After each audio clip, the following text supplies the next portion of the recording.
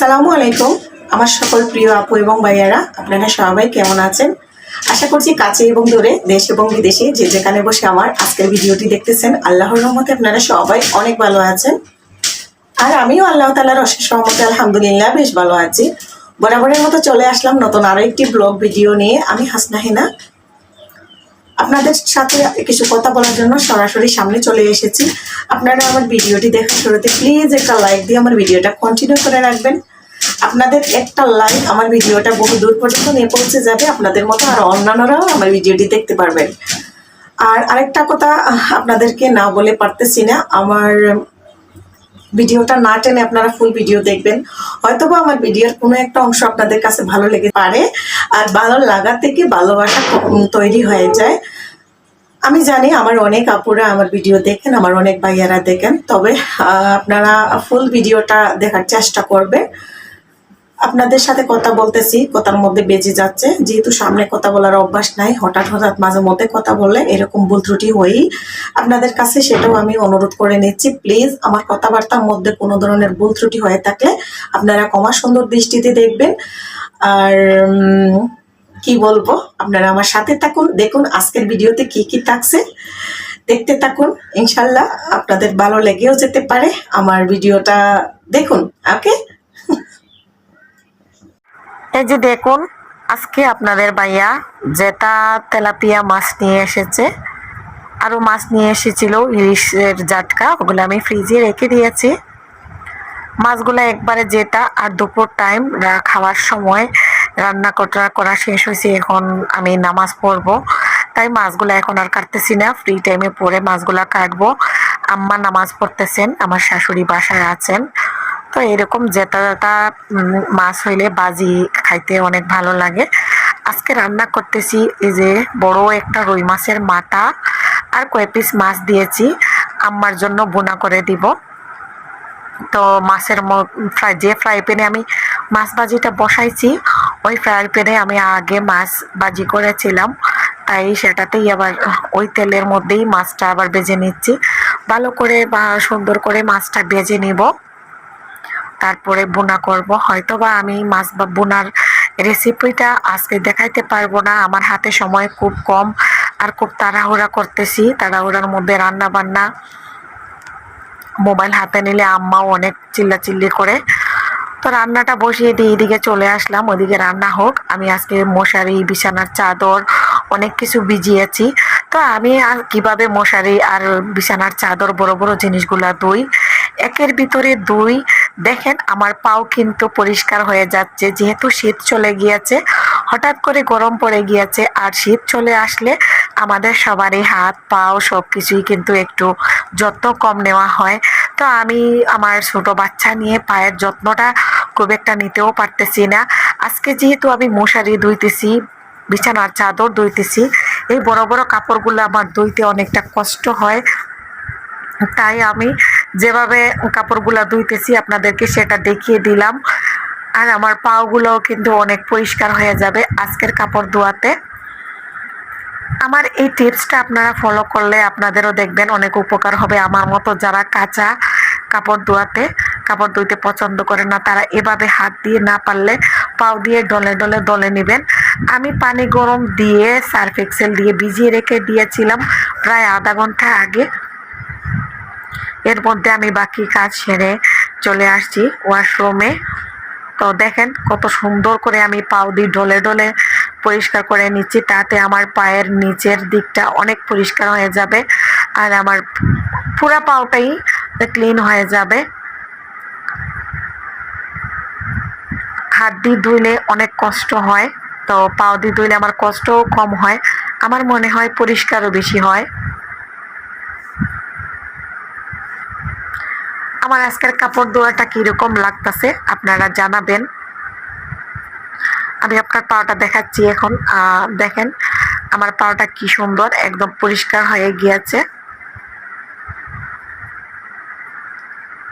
একদম পরিষ্কার হয়ে গেছে। আমার পায়েতে কোনো ধরনের ময়লা থাকে নাই, আর কাপড়গুলোও একদম সুন্দরভাবে পরিষ্কার হয়েছে। দেখেন কোনো ময়লা আর বাইর হচ্ছে না। কাপড় ধোয়া শেষ করে আমি চলে আসছি রান্না করে। আজকে রান্না করব গরুর মাংস। গরুর মাংস রান্না করার জন্য দিয়ে দিয়েছি ফ্রাই প্যানে তেজপাতা, লং, দারচিনি, এলাচি দিয়ে পরিমাণ মতো পেঁয়াজ কুচি দিয়ে দিলাম। পেঁয়াজ কুচিটা দিয়ে আমি কিছুক্ষণ ভেজে নিব তেলের মধ্যে। আর আজকের গুস্তগুলাই একদম বড় বড় টুকরা, একবারে বিয়েবাড়ির স্বাদে গরুর মাংসগুলা রান্না করতেছি। আমি যেভাবে গরুর মাংস রান্না করতেছি এইভাবে একবার রান্না করে আপনারা খেয়ে দেখবেন কতটা মজা লাগে। আরেক চুলায় বসিয়ে দিয়েছি ডাল প্রেসার কুকারে। এখন দিয়ে দিচ্ছি পরিমাণ মতো আদা বাটা, রসুন বাটা দিয়ে তেলের মধ্যে ভেজে নিচ্ছি।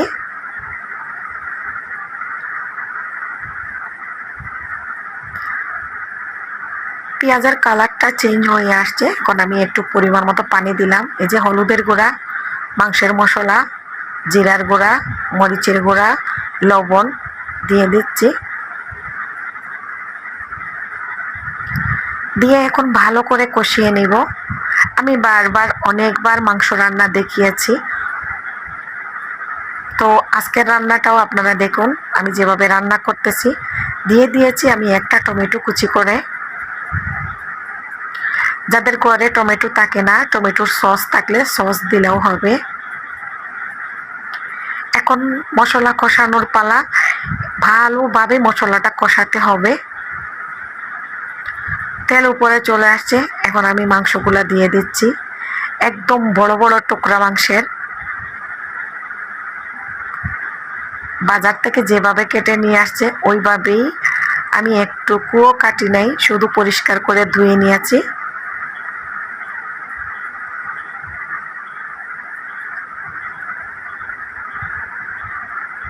এখন মশলাগুলো দিয়ে মাংসগুলো দিয়ে ভালো করে নাড়াচাড়া করে নিচ্ছি। এদিকে কষানো হচ্ছে, আমার ডালটাও সিদ্ধ হয়ে গিয়েছে, প্রেসার কুকারে দিয়েছিলাম। এখন ডালটাও ঘুটনি দিয়ে ঘুটে তারপরে করে নেব, বাগার দিয়ে দিব। আমরা বাগার বলি, আপনারা যারা ফুরন বলেন, যে যেটাই বলেন। বসিয়ে দিলাম প্যান চুলায় ডাল বাগার দেওয়ার জন্য। দিয়ে দিলাম তেল। কম তেলে ডালটা রান্না করতেছি যেহেতু ডালের পরিমাণ কম। এখানে দিয়ে দিয়েছি একটা পেঁয়াজ কুচি করে। আরে পেঁয়াজটা জ্বলে যাচ্ছিল। ওয়ালিদ বাবু নিচে আমাকে অনেক ডিস্টার্ব করছিল, তার মধ্যে ওরে হাত করতে গিয়ে পেঁয়াজটা পুড়ে ফেলেছি। যাই হোক, তারপরেও খারাপ হয় নাই। ডাল যখন সিদ্ধ বসাইছিলাম ডালের মধ্যে দিয়েছিলাম আদা বাটা, রসুন বাটা, পেঁয়াজ বাটা, কাঁচামরিচ।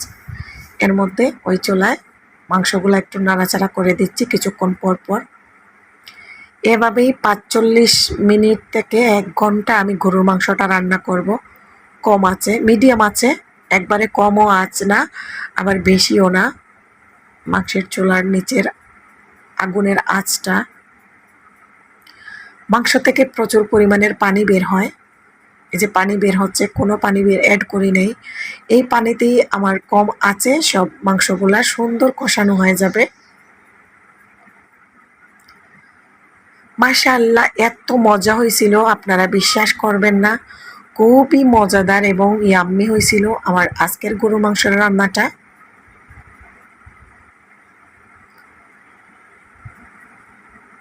অফ ক্যামেরায় আমি মাংসটা কষিয়ে নিয়ে তারপরে একটু পানি দিয়েছি।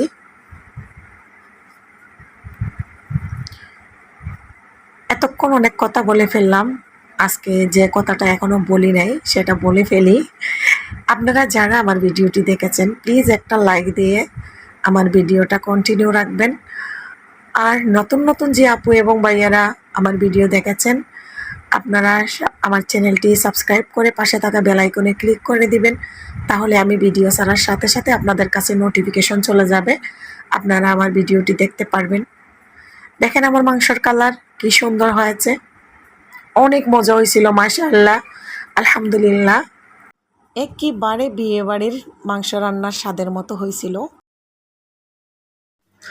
ঠিক আছে, এতক্ষণ যারা আমার সাথে ছিলেন, আমার ভিডিওর সাথে ছিলেন, আমার ভিডিওটি কেমন লেগেছে আপনাদের প্লিজ কমেন্টের মাধ্যমে আপনারা জানাবেন।